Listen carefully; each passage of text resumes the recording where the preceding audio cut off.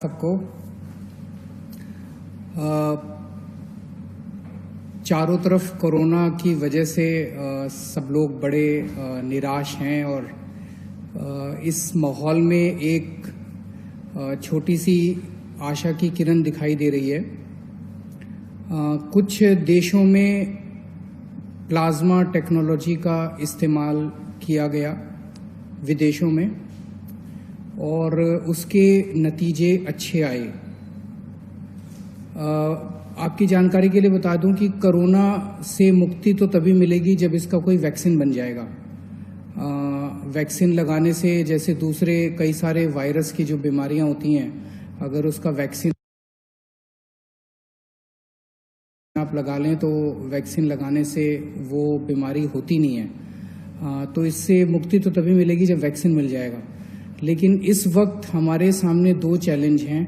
एक चैलेंज तो ये कि किस तरह से हम कोरोना को फैलने से रोकें। उसके लिए हम ये सब कर रहे हैं, लॉकडाउन कर रहे हैं, सोशल डिस्टेंसिंग कर रहे हैं, क्योंकि ये एक दूसरे से फैलता है, ताकि इसको फैलने से रोका जाए। दूसरा सबसे बड़ा चैलेंज है कि अगर किसी को कोरोना हो जाए तो वो सब लोग चाहते हैं कि वो व्यक्ति अस्पताल से ठीक होकर अपने घर वापस चला जाए, उसकी मौत ना हो। और ये देखा गया कि अगर उसमें कोई और बीमारी हो, जैसे डायबिटीज़ है, हार्ट प्रॉब्लम है, सांस की कोई बीमारी है, कैंसर की बीमारी है, तो फिर उसके जीवन के ऊपर संकट आ जाता है और अक्सर कई केसेस में उनकी मौत हो जाती है। ऐसे केसेस में जो सीरियस पेशेंट्स होते हैं, उसमें अगर प्लाज्मा टेक्नोलॉजी का इस्तेमाल किया जाए तो उनके देखने में आया है कि उनके बचने के चांसेस बढ़ जाते हैं। ऐसा कुछ देशों में देखने को मिला। दिल्ली के हमारे कुछ डॉक्टर्स ने इसके ऊपर काफ़ी अध्ययन किया और इसका ट्रायल करने के लिए तैयारी शुरू की है। अच्छी बात यह है कि परसों हमने केंद्र सरकार से इसका ट्रायल करने के लिए परमिशन मांगी थी और परसों रात को हमें इसकी परमिशन केंद्र सरकार से मिल गई है। और अब अगले 3-4 दिन के अंदर हमारे डॉक्टर्स इसका ट्रायल करेंगे और ट्रायल करके देखेंगे कि ये कितना सफल होता है। अगर ये इसमें सफलता मिलती है तो ये हमारे लिए एक अच्छी बात होगी, क्योंकि फिर हम सीरियस पेशेंट्स को की ज़िंदगी बचा पाएंगे। मौत होने से लोगों को एक तो मौत तो ज़िंदगी और मौत तो ऊपर वाले के हाथ में है। हम सब लोग कोशिश कर सकते हैं, लेकिन अभी ये अगर सक्सेसफुल होता है, सफल होता है, तो फिर लोगों के चांसेस बच जाने के चांसेस बढ़ जाते हैं। लेकिन अभी मैं साफ साफ कर दूं कि ये केवल ट्रायल स्टेज पे है और ये सफल होगा कि नहीं होगा ये अगले हमें 4-5 दिन के अंदर डॉक्टर्स जब ट्रायल करके देखेंगे तो पता चलेगा। ये टेक्नोलॉजी क्या है? इस टेक्नोलॉजी में जिस व्यक्ति को कोरोना एक बारी हो जाता है, वो जब ठीक होता है तो उसके शरीर में, उसके खून में एंटीबॉडीज डेवलप हो जाते हैं। ये एंटीबॉडीज उसको ठीक होने में मदद करते हैं। तो ऐसा व्यक्ति जो कोरोना से ठीक हो गया, उससे वो अपना रक्तदान करता है। उससे जैसे हम ब्लड डोनेशन करते हैं, ऐसे ही ठीक हुए कोरोना के व्यक्ति से रक्त लिया जाता है।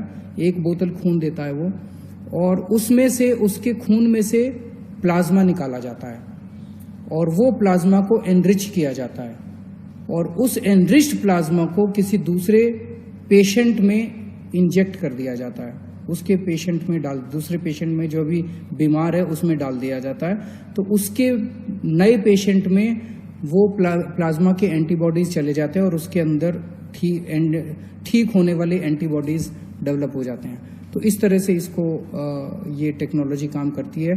हम सब लोग प्रार्थना करते हैं कि हमारा ये ट्रायल सक्सेसफुल हो। अगर सक्सेसफुल होता है तो इससे एक उम्मीद बंधेगी। और भी कुछ राज्य, जैसे मुझे पता चला है केरला, महाराष्ट्र वगैरह इसके ऊपर काम कर रहे हैं और मैं उम्मीद करता हूं कि सबके प्रयास इस बारे में सफल हों। दिल्ली में लगभग 57 के करीब हम लोगों ने कंटेनमेंट जोन्स बनाए हैं। जैसे मैं रोज बताता हूँ, कंटेनमेंट जोन वो हैं जहाँ पे हमें 3 या 3 से ज़्यादा, अगर किसी कॉलोनी के अंदर हमें या किसी गली के अंदर 3 या 3 से ज़्यादा कोरोना के मरीज मिलते हैं तो उसको हम चारों तरफ से कॉलोनी को सील कर देते हैं। वहाँ के रहने वाले लोगों को बाहर नहीं आने देते और बाहर के लोगों को अंदर नहीं जाने देते ताकि बीमारी बाहर ना फैले। और तो वहाँ पे फिर हम ऑपरेशन शील्ड चालू करते हैं जिसके अंदर उस एरिया का सैनिटाइजेशन करते हैं। उस एरिया तो ऐसे कंटेनमेंट जोन्स के अंदर क्या क्या किया जाता है इस बारे में अभी कई सारी गलतफहमियां हैं। क्योंकि मेरे पास बहुत सारे फ़ोन आते हैं, बहुत सारे मैसेजेस आते हैं और अक्सर मैसेज ये आता है कि सर हमारे एरिया को कंटेनमेंट जोन तो बना दिया लेकिन अभी तक हमारे यहाँ पे कोई भी सैंपल लेने नहीं आया हमारा। तो मैं आपकी जानकारी के लिए बता दूं, कंटेनमेंट जोन में जैसे ही कंटेनमेंट जोन लागू किया जाता है वहाँ पे सबसे पहला काम किया जाता है, आपके लिए एसेंशियल सर्विसेज की इंतजाम किया जाता है। तो आपके एरिया को सील कर दिया और वहाँ पे आपके जो सील किया बाउंड्री के ऊपर आपके लिए सब्जी वाले का, दवाई वाले का, इसका सबका इंतज़ाम किया जाता है। पुलिस वाले व्हाट्सएप ग्रुप बनाते हैं, व्हाट्सएप ग्रुप के अंदर आप लोग लिखते हैं कि हमें ये वाला सामान चाहिए, वो वाला सामान आपको मुहैया कराया जाता है। तो एक पहला काम किया जाता है, एसेंशियल सर्विसेज का इंतज़ाम किया जाता है। एक काम किया जाता है, सैनिटाइजेशन किया जाता है पूरे एरिया का। जो मशीनें मैंने बताया था उन मशीनों के जरिए उस एरिया को पूरे को सैनिटाइज किया जाता है। फिर डोर टू डोर सर्वे किया जाता है। सर्वे सबका होता है, हर एक के घर में कोई ना कोई दिल्ली सरकार की टीम जाती है और उनसे पूछती है कि आपके घर में कोई बीमार तो नहीं है, बुखार तो नहीं है, किसी को सांस की शिकायत तो नहीं है। तो जो कोरोना के सिम्टम्स हैं वो पूछते हैं कि आपको कोई ये सिम्टम्स तो नहीं है। ये सर्वे 100% लोगों का होता है। अगर किसी कंटेनमेंट जोन में अभी तक नहीं हुआ तो हो सकता है 2-4 दिन में हो जाए, क्योंकि बहुत ज़्यादा कंटेनमेंट जोन बन गए हैं। टीम्स थोड़ी सी कई बार कम पड़ जाती है एसडीएम के पास, तो वो 100% का होगा। जो लोग सिम्टम्स मिलते हैं जिन लोगों के कोरोना के, उन लोगों का केवल सैंपल लिया जाता है। तो लोग ये उम्मीद ना करें कि किसी भी, परसों मैंने एक खबर पढ़ी थी जिसमें एक एरिया के कंटेनमेंट जोन के लोग कह रहे थे कि जी हमारे यहाँ तो एक भी आदमी का सैंपल नहीं लिया गया। और तो जब उनके पास गए तो उन्होंने कहा हमारे यहाँ सर्वे करने तो आए थे, सैंपल लेने नहीं आए। तो सैंपल सबका नहीं लिया जाता है और इसके अच्छे असर पड़ रहे हैं, क्योंकि दिलशाद गार्डन का हमने देखा कि किस तरह से वो 15-20 दिन हो गए और वहाँ पे कंटेनमेंट जोन में अब एक भी केस नहीं आया। वसुंधरा एनक्लेव में 15 दिन के करीब हो गए, इसको भी कंटेनमेंट जोन को बने हुए अब एक भी केस नहीं आया। खिचड़ीपुर की 3 गलियों को लॉक किया था हम लोगों ने, सील किया था, कंटेनमेंट जोन बनाया था, वहाँ से भी एक भी केस नहीं आया। तो ये अभी तक एक्सपेरिमेंट, अभी हम लोगों का प्रयास सफल रहा है। आप लोगों को दिक्कत तो बहुत आती है लेकिन सबके सामूहिक प्रयास से ही, सामूहिक उससे ही हम लोग सफल हो पाएंगे। कल यमुना के तट के ऊपर कई सारे गरीब लोग, माइग्रेंट लोग इकट्ठे हो गए थे और जैसे हमारी नज़र में लाया गया उसको तुरंत हम लोगों ने उनके खाने का और उनके रहने का इंतज़ाम किया। सब लोगों को अलग अलग स्कूल की बिल्डिंग्स में उनके रहने का इंतज़ाम किया और उनके खाने का भी हम लोगों ने इंतज़ाम किया है। मेरी आप सब लोगों से गुजारिश है, हाथ जोड़ के गुजारिश है कि हमने सरकार की तरफ से खाने का बहुत इंतज़ाम किया हुआ है। कल भी 9 लाख लोगों ने लंच किया है और 9 लाख लोगों ने डिनर किया है, पका हुआ खाना। और कोई 9 लाख की बजाय 15 लाख भी लोग आ जाएंगे ना, 20 लाख भी लोग आ जाएंगे, उनका भी हम इंतजाम कर देंगे। फिर खाने की कोई कमी नहीं है। उसी तरह से मैं बार बार बताता हूं कि 71 लाख लोगों को हमने राशन दे दिया जिनके पास राशन कार्ड थे, और जिनके पास राशन कार्ड नहीं थे उनको अभी राशन देने का सिलसिला जारी है। मेरी सभी मीडिया के साथियों से हाथ जोड़ के रिक्वेस्ट है और मेरी सभी आम नागरिकों से भी हाथ जोड़ के रिक्वेस्ट है कि इतना अरेंजमेंट करने के बावजूद भी जो बहुत गरीब लोग हैं उन लोगों को पता नहीं चल पाता कि सरकार ने क्या अरेंजमेंट कर रखा है। उन लोगों को पता नहीं चल पाता कि सरकार ने कहाँ अरेंजमेंट कर रखा है, मैं कहाँ जाऊं, अगर कोई भूखा है तो वो कहाँ जाए। मेरी आपसे रिक्वेस्ट है, अगर ऐसा कहीं भी कोई, जैसे कल आप लोगों ने हमें यमुना के बारे में बताया, हमने तुरंत एक्शन लिया। ऐसे ही मैं सोशल मीडिया के ऊपर हमारी पूरी टीम लगी हुई है।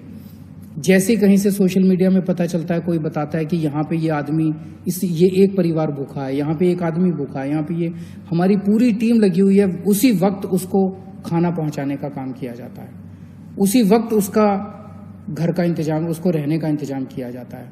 आप हमें बताइए कहाँ कौन भूखा है, हम उस तक खाना पहुँचाएंगे, ये जिम्मेदारी हमारी है। या अगर हमने जहाँ जहाँ हमारे सेंटर चल रहे हैं खाने के, उन सब जगहों की लिस्ट हमने पूरे नक्शे के ऊपर डाल दी है। अगर आपके लिए संभव हो, आप उस व्यक्ति को खाने वाली जगह ले जाइए, आप उसको खाना खिला दीजिए, बहुत पुण्य का काम है। इस वक्त सबकी जिम्मेदारी बनती है, ना कोई अकेली सरकार काम कर सकती है, ना कोई अकेली कोई एजेंसी सफल हो सकती है। सब लोग मिलके काम करेंगे तभी हम लोग सफल होंगे। तो मेरी आप सब लोगों से, मीडिया में एक जगह मैं देख रहा था, उन्होंने कहा कि इन लोगों ने एक वेबसाइट चालू कर दी है कि जिनके पास राशन कार्ड नहीं है वो राशन कार्ड के लिए अप्लाई करें। तो वेबसाइट पे कौन से गरीब लोग आ सकते हैं।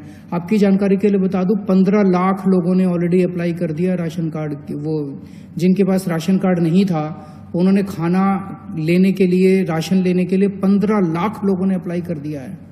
मैं समझता हूं कि सब गरीब लोगों को इसके बारे में नहीं पता चलेगा, लेकिन हमारी जिम्मेदारी, हम सबको बताएं ना। सब एक दूसरे की मदद कर रहे हैं। जिन लोगों को वेबसाइट आती है वो उनकी मदद कर रहे हैं जिनको वेबसाइट नहीं आती है। लेकिन एक सिस्टम तो बनाना था ना। अगर जिन लोगों के पास कुछ भी नहीं है, उनके लिए ना कोई आधार कार्ड है, ना कोई किसी तरह का कार्ड नहीं, उनके लिए खाने का भी इंतजाम किया हुआ है। 9 लाख लोगों ने कल खाना खाया है।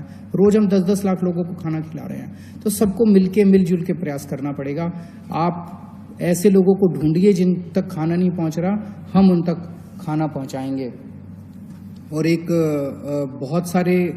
कई सारे लास्ट वीक ऑफ मार्च और फर्स्ट वीक ऑफ अप्रैल में कई सारे कोरोना के मरीज दिल्ली में आए थे। अब वो ठीक होने लगे हैं। आज मुझे पता चला, आज भी कई मरीजों को छुट्टी मिलेगी अस्पताल से, और आने वाले 3-4 दिन के अंदर कई सारे मरीजों को छुट्टी मिलेगी। उम्मीद करता हूँ सब लोग अपने अपने घर में खुशी खुशी जाएं और अपने दिल्ली के लोग कोरोना से बचे रहें जितना हो सकता है। बहुत बहुत शुक्रिया।